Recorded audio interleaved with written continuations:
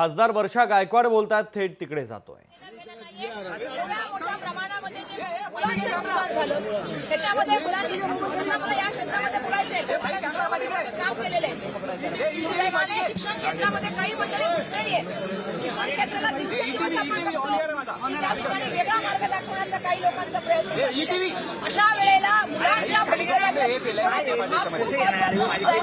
आज लाखोच्या संख्येने मुलांनी अभ्यास केला, लाखोच्या संख्येने लागेल. परंतु दुर्दैवाने अशा पेपर सातत्याने होत आहे. त्याचा आम्ही या ठिकाणी निषेध करण्यासाठी आलेलो आहोत.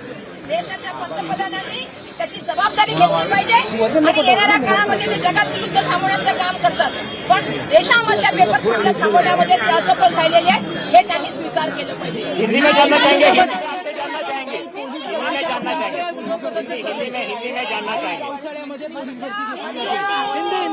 मैं आप सबसे कहना चाहती हूँ कि यहाँ पे आए हैं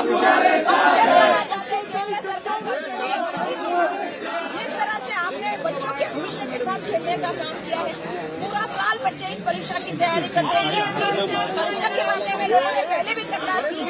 मंत्री महोदय ने कहा कि ऐसी कोई धांधली नहीं हुई है, कोई भी पेपर लीक नहीं हुआ है, सिर्फ प्रेस माफ किए गए. इन्होंने मॉरल रिस्पॉन्सिबिलिटी पहले ये किया, फिर उसके बाद माननीय सर्वोच्च न्यायालय ने देश माफ के लिए वापस परीक्षा लेने की बात की.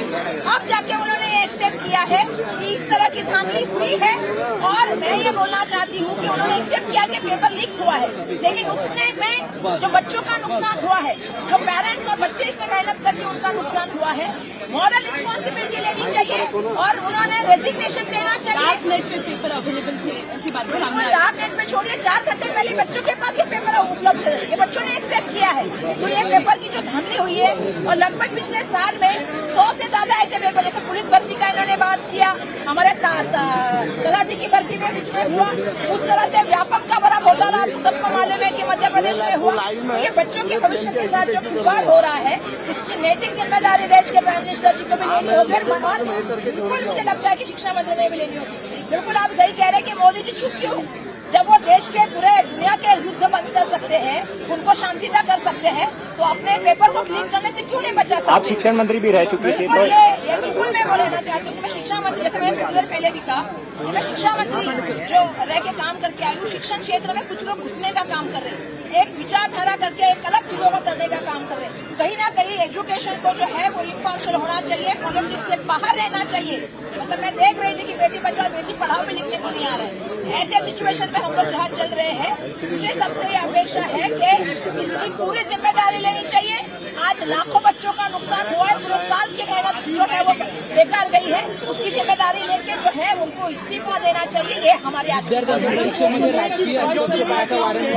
मला वाटतं की विद्यार्थ्यांच्या फक्त परीक्षेमध्येच नाही, शिक्षणाच्या मध्ये पण आलेला आहे. म्हणजे इतिहासाला बदलण्याचं काही रूप काम सातत्याने मंडळी करत असतात. शिक्षण हे पॉलिटिक्स पासून वेगळं असलं पाहिजे. विद्यार्थ्यांना गुणवत्ताधारी शिक्षण मिळालं पाहिजे. म्हणून आमची मागणी आहे की त्यांनी राजीनामा दिला पाहिजे मंत्री महोदयांनी, कारण त्यांनी लोकांची फसवणूक केली, विद्यार्थ्यांची फसवणूक केली. आज विद्यार्थ्यांच्या फसवणुकीला ते जबाबदार आहेत आणि म्हणून आमचं ह्या ठिकाणी आणि बिलकुल असं आहे की देशाचे पंतप्रधान तर चुप्पी साधून आहेत. लाखो विद्यार्थ्यांचं नुकसान झालं. आजकाल संवाद करत विद्यार्थ्यांशी.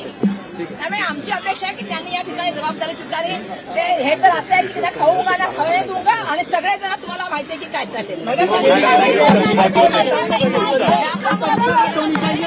पोलिसांची असो, पोलीस पाटलांची असो, तलाट्यांची असो, व्यापार असो, आता परीक्षावर चर्चा. बरोबर आहे, परीक्षावर चर्चा आता मन की बात.